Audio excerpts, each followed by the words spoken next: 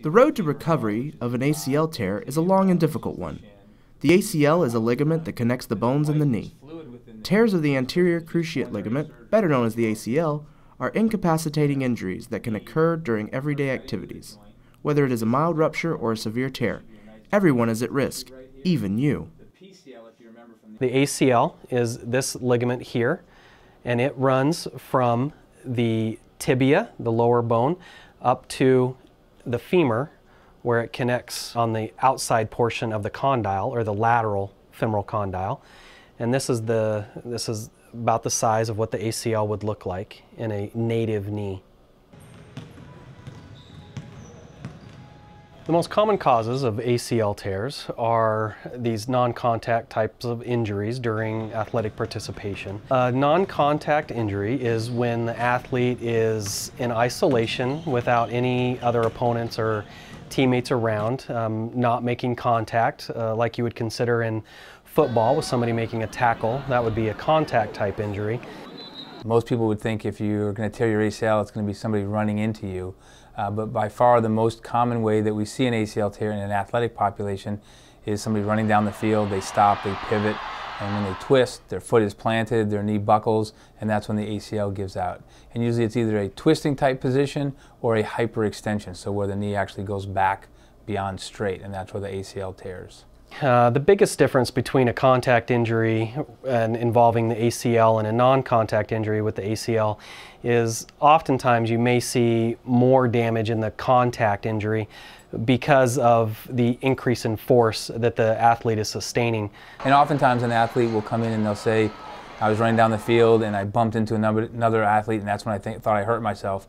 And if we go back and look at the video, there's no contact. It's just they pivoted and twisted and that's when the injury occurred. A particular type of movement that we would see in a non-contact injury, for example, in basketball, when the athlete jumps up for a rebound and comes down to the ground, they land awkwardly. Or they land and they try to rotate and change directions suddenly, and that's where they will sustain a ligamentous tear of the ACL itself. So what happens is the knee or the body is moving so quickly and then it stops and switches directions so fast the ligament can't withstand that stress and it just pops, it tears. Occasionally you'll see it in motor vehicle accidents or just horseplay sometimes, but by far the most common is in sport type injuries.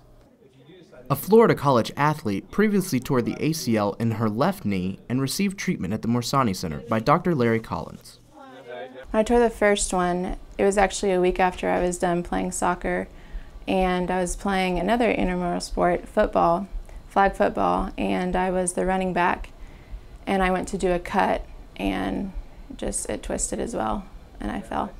She has returned for yet another ACL rupture in her right knee. So I was playing basketball and I tore it on the court. I was trying to go up for a ball, trying to catch it in the air, and I just came down on it. Somebody hit me in the air and I came down and twisted my right knee. When a patient comes into the office and you twisted your knee, whether it hurt or not, you say you heard a pop, and later that afternoon or that evening you had swelling in your knee, I would tell you about 80% of the time you have an ACL tear, and that's without me examining you or doing any more questions. The different types of symptoms that I've seen with ACL tears are large effusions or joint swelling in the knee suddenly after the injury.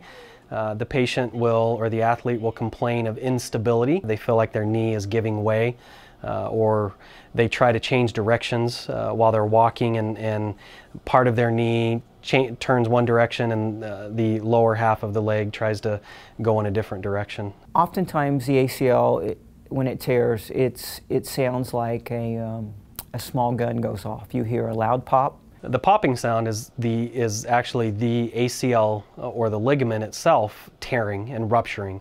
It creates a loud pop because it's a very stout ligament and it takes a lot of force to tear that ligament.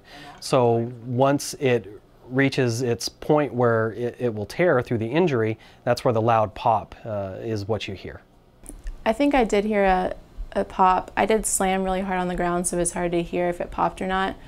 And I could immediately feel it was weak. I laid there for a second and I previously have torn my left one, so I knew it was kind of the same thing that time. Like, I heard the pop, and I had heard the pop is like the kiss of death, so I was definitely very worried about that, and it did swell a lot more than my right one did.